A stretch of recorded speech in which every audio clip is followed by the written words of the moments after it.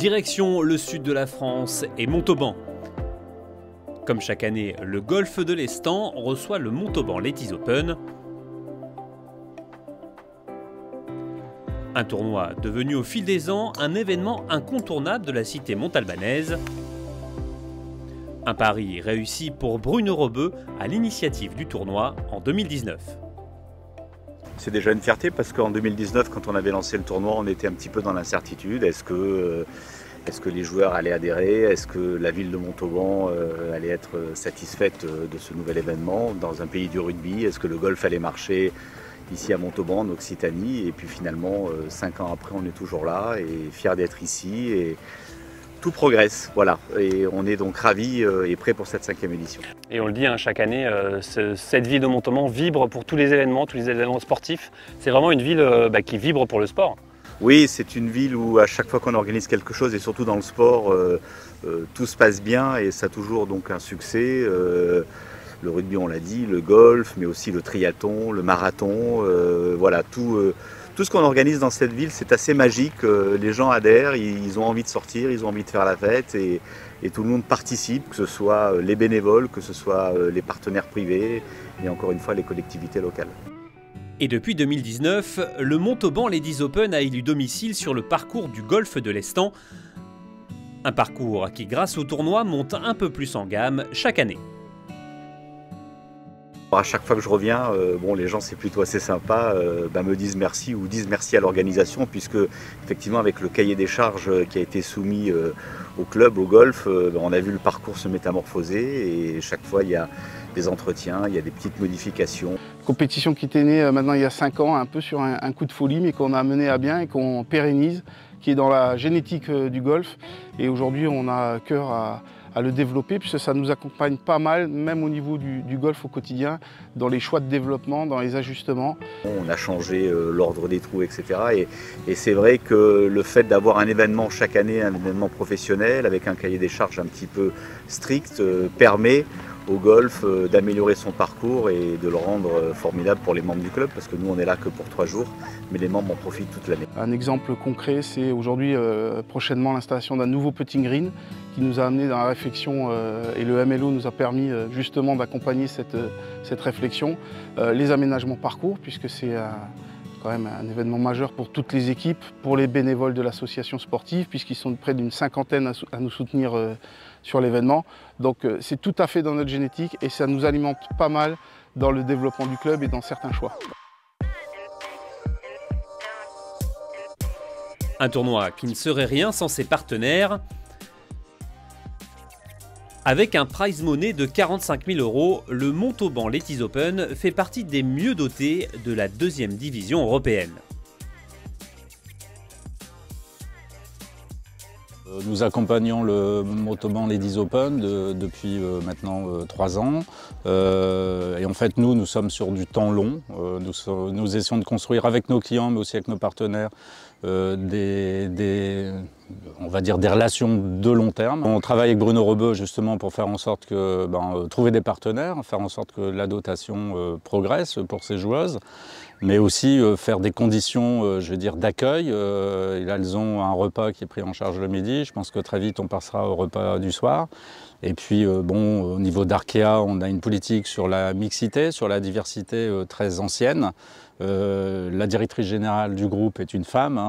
Voilà, 2 dirigeants effectifs sont des femmes au niveau de Crédit Mutuel Arkea. Donc je veux dire, on est très attentif à ce que la place des hommes et des femmes soit équilibrée. D'ailleurs, ça nous réussit. Lorsqu'on a des équipes équilibrées, on a des performances. Et puis on va travailler aussi avec Bruno Rebeu pour faire en sorte que tout doucement le prize money progresse et qu'on n'arrive pas à des situations où, par exemple, une joueuse française qui gagne l'Open de France gagne moins que le cadet du vainqueur de l'Open de France masculin.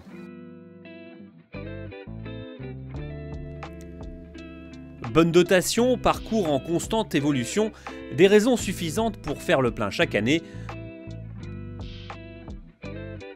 Mais le Montauban Ladies Open, c'est également de la convivialité et du partage, et les joueuses sont séduites.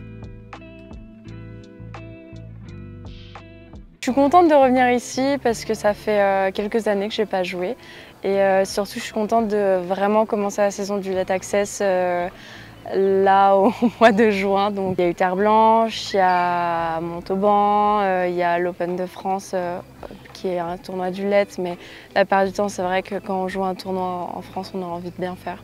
C'est un golf qui est assez familial, assez soudé, on sent qu'il y a une bonne vie de club, donc c'est vrai qu'on se sent un peu comme à la maison et on est toujours très bien accueillis, donc c'est vrai que c'est un bon spot pour venir faire un tournoi ici. Chaque année une Players Lounge, donc on n'a pas sur les autres tournois, donc on doit payer souvent nos repas le midi. Là c'est tout inclus, donc la Players Lounge en plus a des horaires qui sont assez ouvertes, donc je crois que c'est de 11h à 16h, donc quand on joue le matin on peut déjeuner l'après-midi et inversement quand on joue plutôt tard on peut quand même déjeuner en amont du tour, donc c'est plutôt une bonne chose. Ouais. C'est assez impressionnant, on arrive dans le parking et on voit tout de suite qu'on est bien accueillis, on sent que le golf est content de nous accueillir chez lui et ça c'est vraiment un sentiment qui est super. Plein de petites touches, petites attentions qui font la différence et ouais, ça c'est vraiment chouette. Le fait qu'ils aient changé l'ordre des trous du parcours pour que justement ils se prêtent un peu plus à un public, pour que le public puisse suivre, toutes ces petites choses, ça fait quand même qu'ils ont réfléchi le coup et qu'ils cherchent à faire quelque chose de bien, quoi. Cette année, parmi les 108 joueuses du champ, on a retrouvé Marine Griffot.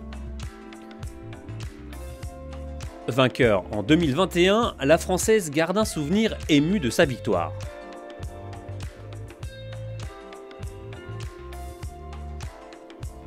J'aime beaucoup revenir ici parce que c'est un peu ma happy place.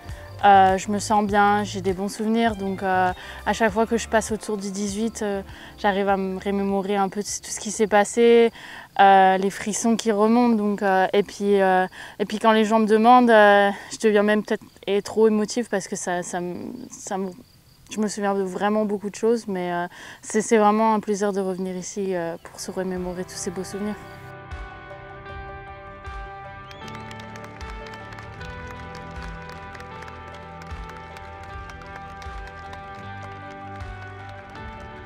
Oui, il y a 3 ans j'ai gagné et l'année dernière c'était encore un autre tournoi. Cette année c'est encore un différent. Mais le fait de revenir c'est un peu un challenge aussi, de me challenger parce qu'il y a quand même de la pression même si on reste sur un tournoi du Let Access. Mais j'ai vraiment envie d'avancer en mode c'est un nouveau tournoi et c'est un nouveau process et tout est différent en fait. Mais après, bien sûr, par contre, quand j'ai fini ma partie, je me permets de repenser au bon moment parce que c'est des trucs qu'il faut aussi que je prenne pour moi parce que c'est ce qui fait que je peux avoir beaucoup de confiance et ce qui fait qu'en fait je suis à l'aise.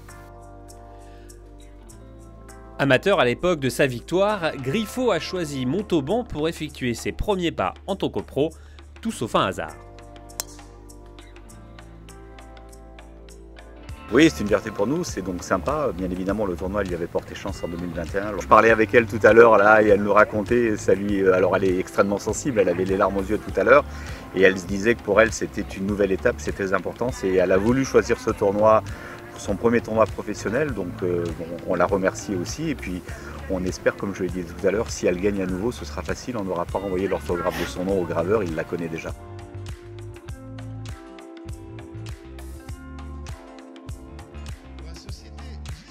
En cette année olympique, Montauban a profité du tournoi pour fêter l'arrivée des Jeux en France.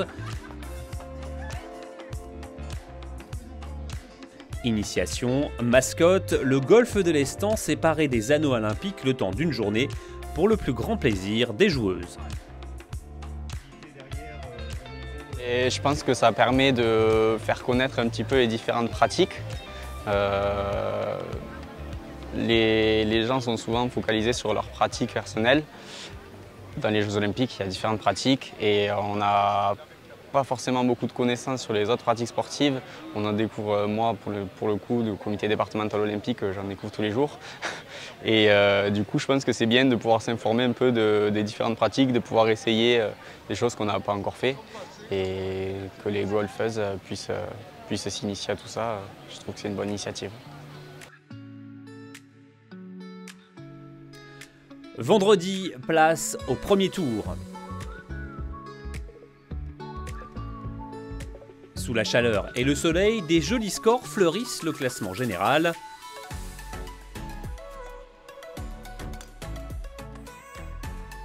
Habituée du Montauban Ladies Open, Lucie André, qui a participé à toutes les éditions, rend une première carte de 70, moins 2.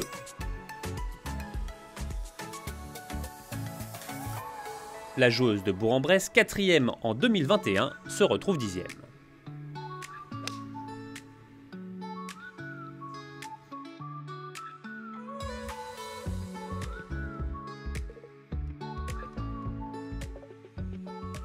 Plutôt une bonne journée, j'ai démarré un peu, c'était un peu compliqué, le jeu était pas vraiment en place, je tapais des coups qui étaient ok, c'était pas catastrophe, mais je ratais un peu les greens, donc je faisais des très bons chips et des très bons putts. Et après, ça c'est à partir du 6, ça a commencé à plutôt se mettre en place, ça s'est bien équilibré, donc je tapais beaucoup mieux, je prenais plus de fairway, plus de green, plus d'occasions de birdie, donc ouais, c'était plutôt une bonne journée, très bien équilibrée. Ouais. J'ai très bien joué hier au Pro-Am et ça fait quelques semaines que je tape plutôt bien la balle, surtout avec mes coups de fer et mes mises en jeu, donc c'était juste un peu une question de temps et temporiser un peu les émotions, parce que c'est vrai que ça fait 2 mois qu'on n'a pas joué, donc le retour à la compétition est toujours un peu délicat. Ouais. Mais la sensation de la journée se nomme Kesley Bennett. L'Australienne s'offre un départ canon. Une carte de 63, moins 9, synonyme de record du parcours et de tête du tournoi. Cette semaine, les greens sont vraiment très bons et j'avais déjà adoré jouer ce parcours l'an dernier. C'est donc top d'être de retour. J'ai très bien joué toute la journée et j'ai essayé de rentrer mes occasions de birdie. À la fin, je suis moins 9 sous le par, donc c'est que tout a bien fonctionné. J'ai eu quelques semaines off où j'ai pu m'entraîner à la maison. J'ai bien bossé sur mon swing et sur tous les compartiments de mon jeu. Aujourd'hui, tout a répondu présent. Et c'est vraiment très agréable de voir son nom tout en haut du classement. Et j'espère qu'il y restera jusqu'à dimanche.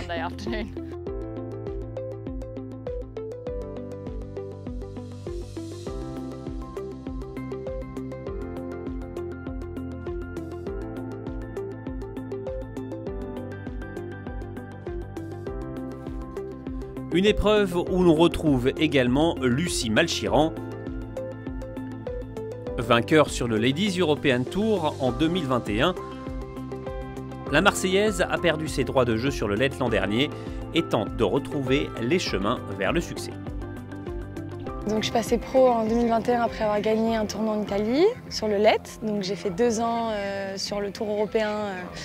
2 ans et demi, puisque l'année dernière, du coup, je me suis battue entre le LET Access et le LET pour garder ma KT, ce qui n'a pas été le cas, donc cette année je suis sur le LETAS. Disons que le monde professionnel, il était beaucoup plus compliqué que ce à quoi je m'attendais. Le monde amateur, je connaissais tous les tournois, je connaissais déjà les filles, je connaissais déjà les parcours, donc forcément c'était un peu de l'acquis, alors que le monde pro, j'ai redécouvert un peu un nouveau sport, entre guillemets. De nouvelles pressions, de nouvelles filles, de nouveaux parcours. Le LED c'est assez long en plus les parcours, donc il faut taper fort, beaucoup plus exigeant. Et forcément tous les coups comptent. Là on joue pour notre métier, donc chaque coup c'est des sous, c'est des points, c'est une catégorie à sauver. Donc ouais, c'était pas évident.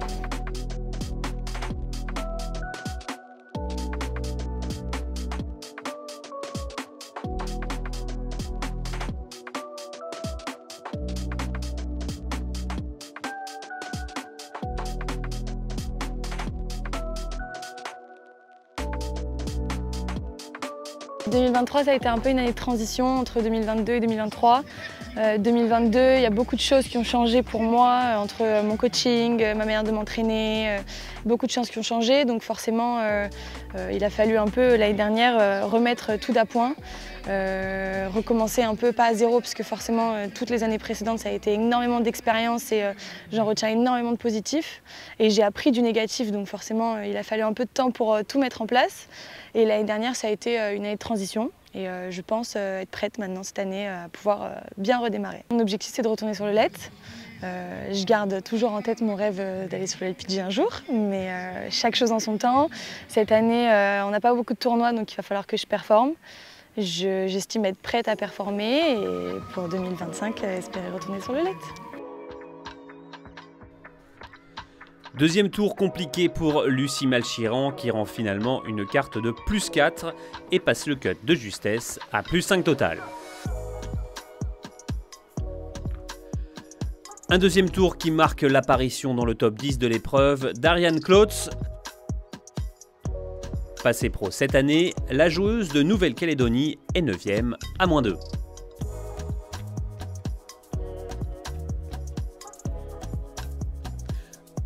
Un coup devant Klotz, on retrouve à -3 total la joueuse de Cannes-Mougins Marine Griffo. Vainqueur en 2021, elle est pour le moment à 4 coups de la tête.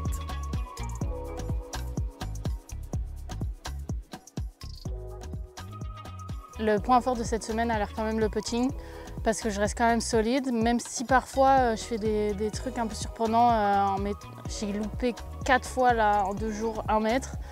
Donc ça me frustre un peu parce que c'est des bogeys un peu stupides, mais si demain j'arrive vraiment à caler ça et à me focus un peu plus sur les plus petits putts, je pense que je peux avoir une bonne journée et des meilleurs. C'est marrant qu'on me dise ça parce que là je regarde le live scoring et c'est exactement le même que quand j'ai gagné en fait. Donc je sais pas, je reste dans ma partie, je reste focalisée. Je sais que je préfère être derrière que devant.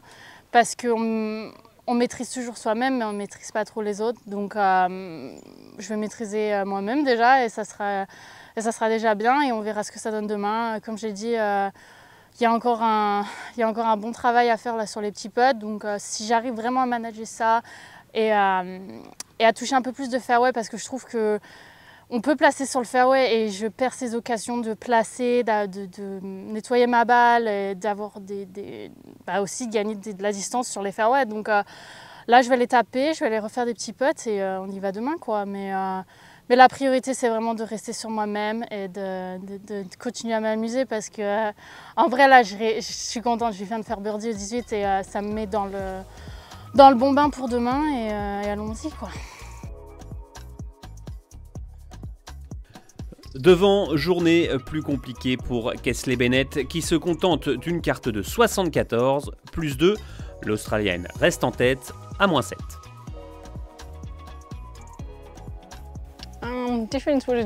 Les positions de drapeau étaient un peu plus compliquées et je n'ai pas rentré autant de putts qu'hier. Mais je reste confiante, je dois rester concentrée sur mon process et continuer à jouer du bon golf.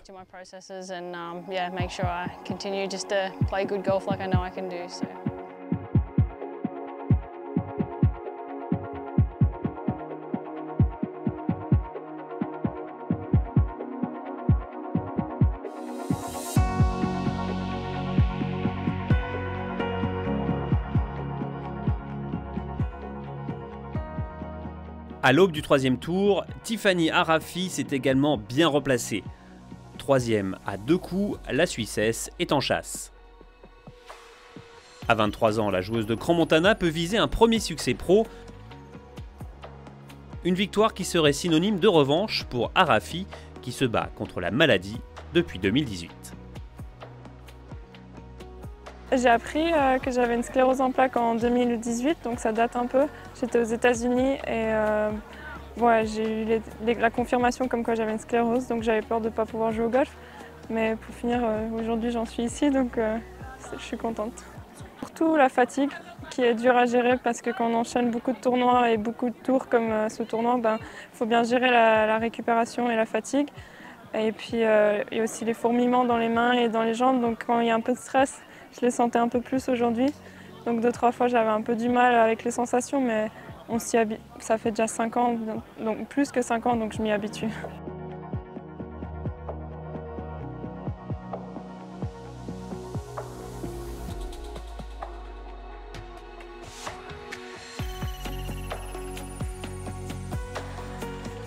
Et si j'ai envie de continuer à faire ce que j'aime faire, ce qui est le golf, on s'adapte et on essaie de ne pas être trop exigeant soi-même et puis bien écouter son corps. Ça a mis pas mal de choses en question, mais après je pense que c'était dans le positif, ça m'a fait évoluer et puis à écouter mieux mon corps et prendre mieux soin de mon corps. Donc je pense pour le futur c'est que du positif. Oui, c'est exactement ça. Ouais. Je pense moins à ma maladie avec le golf, donc je pense que c'est une bonne thérapie. Finalement, pas de victoire pour Arafi, mais une belle 2e place.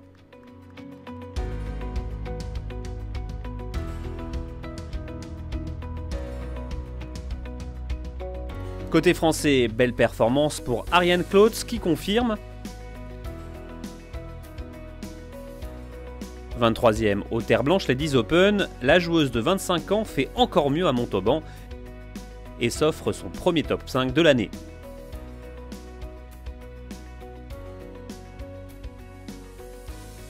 À la 4e place, on retrouve également Marine Griffo.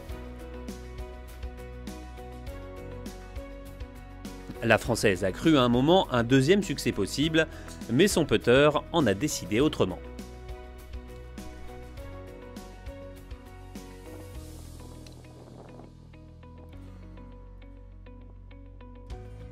Frustrée de mon putting. Je suis à 1,20 m sur les 4 derniers trous, je ne mets pas un putt et je fais 3 putts au 18. Ça me frustre un peu, mais comme je l'ai dit, je reviens là. C'est pas facile de revenir en tant que vainqueur donc, et en tant que pro aussi, parce que j'ai changé l'étiquette amateur à pro. Donc, on m'aurait dit, t'aurais fait top 5 Marine, bah oui, je la signe la carte. Donc voilà, ça va être des leçons là à froid bien sûr, je suis un peu frustrée, mais je suis sûre que dès demain, je vais appeler le coach et on va reprendre un bon plan d'attaque et puis ça servira d'expérience parce qu'il y a toujours à apprendre dans ces événements. Parce que j'avais pas une idée de ce qui se passait. Quand je suis passée du 16 au 17, je regardais pas. Donc en fait c'est surtout au début, j'avais vraiment un bon feeling et en fait j'ai commencé très fort donc ça m'a aussi aidé à me mettre dans le jeu vite parce que je commence birdie donc j'étais ok. Il faisait pas très beau aujourd'hui donc on a eu beaucoup de vent donc je me suis dit il y a moyen si je continuais à jouer comme ça et petit à petit j'avais toujours le jeu mais moins le putting donc vraiment frustrant. J'ai fini en pleurs à la fin. mais c'est comme ça, c'est que de l'apprentissage et au fin de compte, là j'ai une bonne leçon et on va travailler le putting sous pression. Hein. Parce que maintenant, c'est pas la même chose hein, sous les amateurs. Quand tu es amateur et que tu passes pro, le putting ça change un peu quand même. Hein. Au bout du suspense, c'est finalement Hélène Briem qui s'impose. Avec une carte de 69, la meilleure de la journée. La joueuse de 18 ans, encore amateur, remporte le tournoi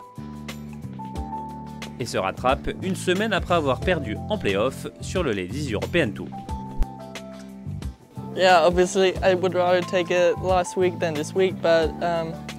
Bien sûr, j'aurais préféré gagner la semaine dernière, mais c'est très satisfaisant car même si je n'ai pas joué mon meilleur golf, je m'impose pour la première fois chez les pros. J'ai été proche de l'emporter plusieurs fois, j'ai terminé souvent 2e, donc c'est top d'être enfin devant. J'ai vécu une journée très intéressante et peut-être mon tour de golf le plus étrange. J'ai très mal débuté en étant +3 après 4 trous, mais je n'ai rien lâché pour enchaîner birdie, birdie, eagle, birdie. Maintenant, je sais que je suis capable de jouer la gagne sur le let et de m'imposer sur le let access. Je suis très fier de moi. Revenir de l'arrière ne me fait pas peur et je préfère généralement cette position de chasseuse. J'aime être agressive et ça a tourné pour moi cette semaine.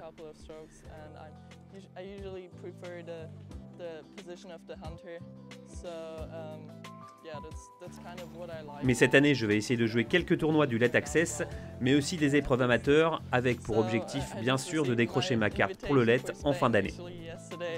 But now I got it myself and I'm gonna play a little bit of LET access schedule and some amateur events, but a little bit of both and then hopefully get my LET card this year.